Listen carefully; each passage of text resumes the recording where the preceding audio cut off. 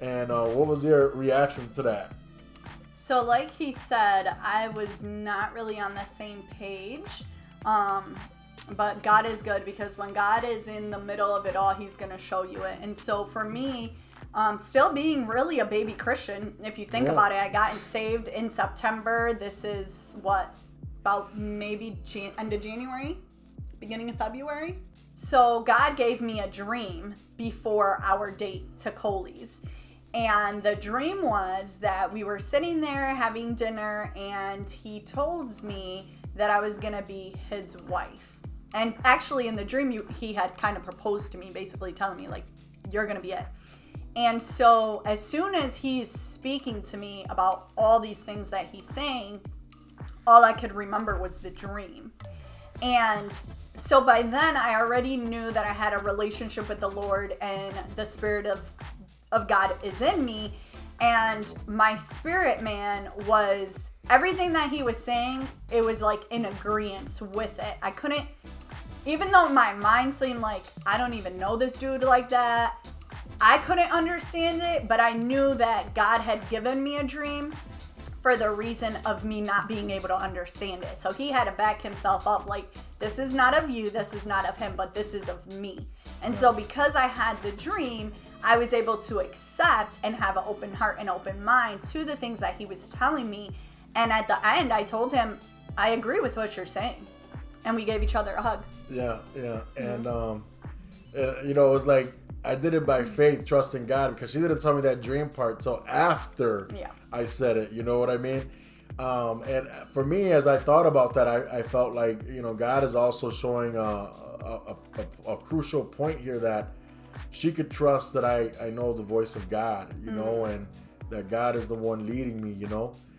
So that's probably why that's the way he did that. But yeah, when Percy gave me a hug, I felt like too, like she squeezed me. For me, I felt that she really believed the same thing, you know, she embraced it.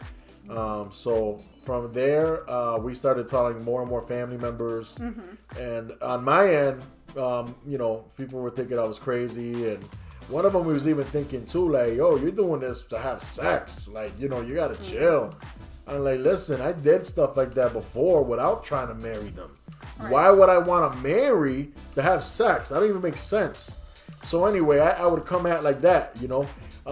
So those things would happen, you know, little by little, people started finding out. So then around April of that year of 2013 is when I proposed to Percy.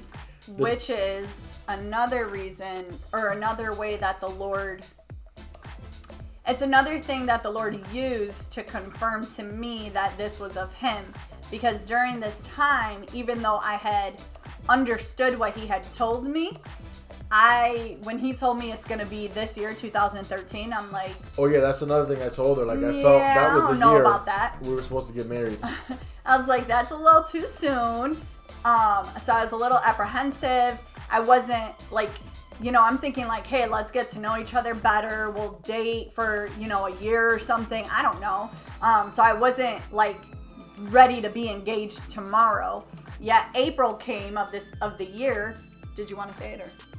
So the day before that, that I agreed that I wanted to propose, we were actually, because I had got her a ring and stuff, we were actually like arguing. Our first biggest argument. You remember? No. We don't really remember what it was about. I don't even think it was a big argument though. It was just like bickering, you know, different personalities and kind of bickering with one another. Which is typical and normal. The more you're with whoever you like the most, eventually you're going to disagree or whatnot. Especially if you're married, you already know this or dated before. Anyway, so that happened the night before, but the day of, I came over to propose to Percy, but there was a unique way of doing it. So I had these, Kalan was there, and he was there with his cousins, and you had these little Lego treasure chests. In the Lego treasure chests, I had the idea of playing on the ground with Kalan, because I would do that sometimes. And I had the ring inside of there. And we all had a treasure chest, and I told everybody to open it up. So inside of Percy's treasure chest that I had her open, the ring was in there. So Percy can tell you what happened. So like he said, we were arguing, and I remember he had told me, he's like, I'm going to come over tomorrow, because we were not living with each other. We didn't move in with each other or anything. He had his apartment, I had mine.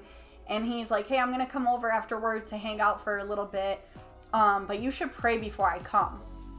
So I was like, okay. So, we got off the phone. I was praying to the Lord, and I got a vision.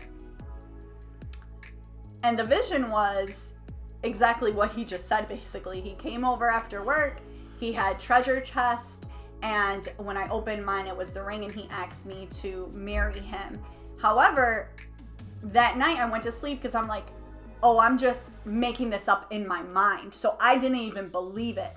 However, the next day, the day he was coming over, once again, I'm speaking to the Lord, and, I'm like, what's going to happen? Is this true? And I got the same vision. And so by this point, my spirit, once again, like, I knew. So it was funny because I was thinking, I was like, I had to take a shower, and I'm like, oh, should I get dressed up? Should I do my hair? Should I do my makeup? And I was like, you know what? No. So I was in sweatpants, wet hair, no makeup. And I was like, if he's going to marry me, he's going to marry me like this and with makeup on, So I don't know if you knew that, but no, probably not. Doesn't even. But anyways, so he comes to the house, and exactly what he said is exactly what happened. So for me, that was God confirming once again, like, this is who I want you to marry. Trust me, because I'm the one who's leading your life. And so by this point, I'm realizing, okay, Lord, this is really from you. Like, it's not me, it's not him. Like, this is really from you. And so pretty much after he had proposed, immediately after, I pretty much started planning the wedding. We kind of went back and forth with a date, but we ended up getting married July 27th, 2013. I wanted it to be later in the year. He wanted it to be kind of during that time. And so we've been married now 8 years. Yeah. And before that, another crucial point that was big was Kalan. Mm-hmm. So at the time, Kalan was 5 years old, and Percy for me personally, that was a problem initially, because I didn't have any kids. And so I felt that, if God has somebody for me, or, somebody that I want to marry, like, I don't want her to have any kids. So that was to me, initially was a problem. But I remember the Spirit of God speaking to me and saying, listen, you asked me for a wife. You asked me to give you the woman I have for you. And I said, yeah. And I felt that the Spirit of God was saying, this is the woman I have for you. And she does have a son. And you take both. Mm-hmm. Or you don't do it my way. You could do it your way. Right. And I said, Lord, listen, you've been leading me the last 2 years, I'm going to follow you. I'm going to do it your way. Mm-hmm. So after about a week after that, I seen Kalan before, and I wanted to see him too, because it's like I had a real relationship with Percy, and I knew I wasn't playing games. Usually I wouldn't want to meet kids and stuff like that, especially too if I wasn't taking it serious. Mm-hmm. So anyway, after we had talked a few times and stuff like that, I felt that Kalan, it's okay, mm-hmm. And about a week later, though, I think that's when Kalan started calling me Papi, and he did it over the phone. I was at work. No. It was sometime, not a week later after that, but before we got married. It was before we got married. Yeah. I don't even remember that well. Yeah. I was like, what? And so around that time, he called me that, and I was okay with that. But one other thing that really, really touched me was, I think this is really when it happened was, I was driving one day, and I remember Kalan wasn't seeing his biological dad. And for me, I met my dad late in life too. I was about 9-10 years old. So not having a dad that's caused some issues within me. Some things that I had to learn and navigate through. Not having a father figure. But anyway, so I went over that, and I'm like, man, not having a dad, that hurts. And so as I did that, I remember praying for Kalan's dad and Kalan, and I felt God's Spirit really ministering to me. In the vision that I seen, I felt that God was showing me, you know, a lesson through the Holy Spirit as I'm driving with my eyes open, not closed, because I would have probably crashed, right, Andrew? Anyway, so when I'm praying, I felt God showing me like the chosen children of God are the Israelites, but because of Jesus Christ, right, you have been adopted in. You know, other Gentiles are adopted in because of Jesus Christ. So then from there, I felt God's sense of like, man, you know, and that God doesn't treat me as a stepchild. He treats me as his child. Amen. And that really is common sense and obvious to many Christians, but it was a God moment, so it meant more. And then all of a sudden, I thought that this would have took years or not months to develop. I actually felt a love for Kalan, supernatural at that time. And I'm like, Lord, like, how is this possible? And I remember the Lord ministering to me. Like, he could open up eternity and do a work in us, you know, right, especially if we allow him to. And, you know, and I was going back and, you know, I remember Peter says, one of our days is like 1,000 years to God, and 1,000 years to God is like one of our days. And so that's what my mind went, you know, because God gave me this huge love for Kalan. And I think after that, that's when he started calling me Papi.